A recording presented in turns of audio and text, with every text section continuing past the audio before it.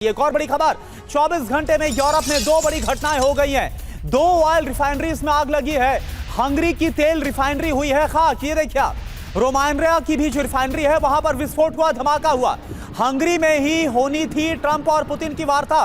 तो ये बहुत ही मेजर घटनाक्रम है, घटना है जो सामने आई है 24 घंटे में यूरोप में। ये दो घटनाएं, इसके पीछे की वजह क्या है? बड़ा सवाल। दो ऑयल रिफाइनरीज में आग लगी, एक हंगरी की तेल रिफाइनरी में आग लगी जो खाक हो गई, जिसकी तस्वीर आपको दिखा रहे हैं, और वहीं रोमानिया की रिफाइनरी में भी धमाका हुआ है। अब इस धमाके के पीछे की वजह क्या है? और आपको याद दिला दे कि हंगरी में ही बुडापेस्ट में ट्रंप और पुतिन की मुलाकात होने वाली थी। तो पुतिन का प्रतिशोध ऑपरेशन यूरोप, हंगरी, रोमानिया। हुआ क्या है आप देखिए, ऑयल रिफाइनरी में आग लगी है। ऑयल रिफाइनरी में रोमानिया में विस्फोट हुआ है, यह आपको बता रहे, बहुत ही मेजर ये दो घटनाएं सामने आई है। हंगरी की बात करें, रिफाइनरी में रूस से तेल आता है, तो रोमानिया में जहां पर ऑयल रिफाइनरी में धमाका हुआ, यहां पर रूसी कंपनी का पैसा लगा हुआ है। सवाल इससे क्या उठता है? क्या रिफाइनरी में हादसे के पीछे कोई बहुत बड़ी साजिश है? नंबर 2, क्या रिफाइनरी में विस्फोट की वजह रूस और यूरोप के बीच में टेंशन है? अब बड़ी बात आप समझिए, पहले भी हंगरी और रोमानिया में दिखे थे रूस के ड्रोन, तो क्या इसके पीछे यह भी कोई संभावित वजह हो सकती है? समीर जी।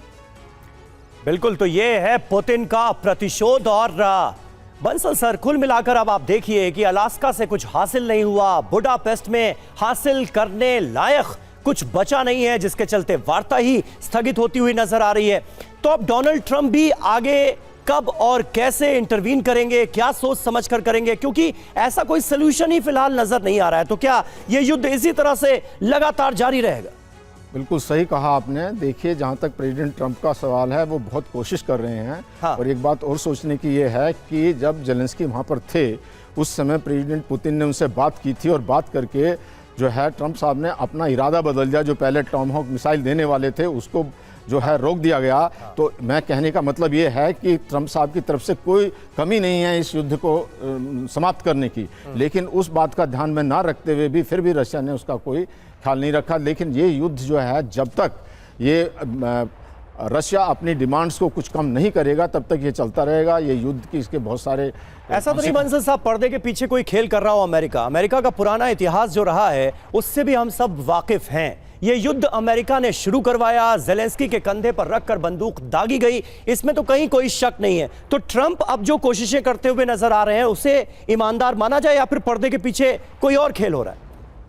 मैं समझता हूं कि पर्दे के पीछे कोई खेल अमेरिका की तरफ से नहीं है, उनकी कोशिश है। अब ये बात जो है रशिया नहीं समझ पा रहा। हाँ। कि जो कहते हैं वो ट्रंप दबाव डाल रहे हैं या वो शर्त रखें, शर्त उनकी नहीं है, क्योंकि जेलेंस्की भी तो उनसे कह रहे हैं कि जो हम ये नहीं मानेंगे। अब देखा जाए तो अल्टीमेटली ये तो जेलेंस्की को ही सोचना है या यूरोप को सोचना है, यूक्रेन को जो साइन करने वाली बात बनेगी। अगर वो जो कुछ भी बात करते हैं ट्रंप, तो वो इनके बिहाफ पे करेंगे। और जो है, एक यूरोप ने जो ये कहा है, कुछ यूरोपियन कंट्री ने, कि उसमें जेलेंस्की का भी होना जरूरी है, उस वार्ता का तभी कुछ मतलब निकलता है। अदरवाइज हालांकि ये कहा जाता है कि कभी जब नाराज हो जाता है अमेरिका तो जेलेंस्की को हटाने की बात आती है। हाँ। लेकिन जो 3-4 कंट्री हैं, जिसमें मैंने पहले भी कहा है कि आप चाहे यूके ले लीजिए, पोलैंड ले लीजिए, जो फ्रांस, जर्मनी, ये रॉक की तरह से उसके साथ में खड़े हुए हैं, उनको इस बात का खतरा है कि अगर एक बार जो बात ये कही गई कि जो यूरोप को कोई फायदा नहीं इसमें, यूरोप का कोई, उनमें उनकी इकोनॉमी को कोई फायदा इसलिए नहीं है कि जो हथियार खरीदे जा रहे हैं उसके लिए तो यूरोप पे कर रहा है। लेकिन एक डर तो जेलेंस्की ने बिठाई दिया है ना पूरे यूरोप के मन में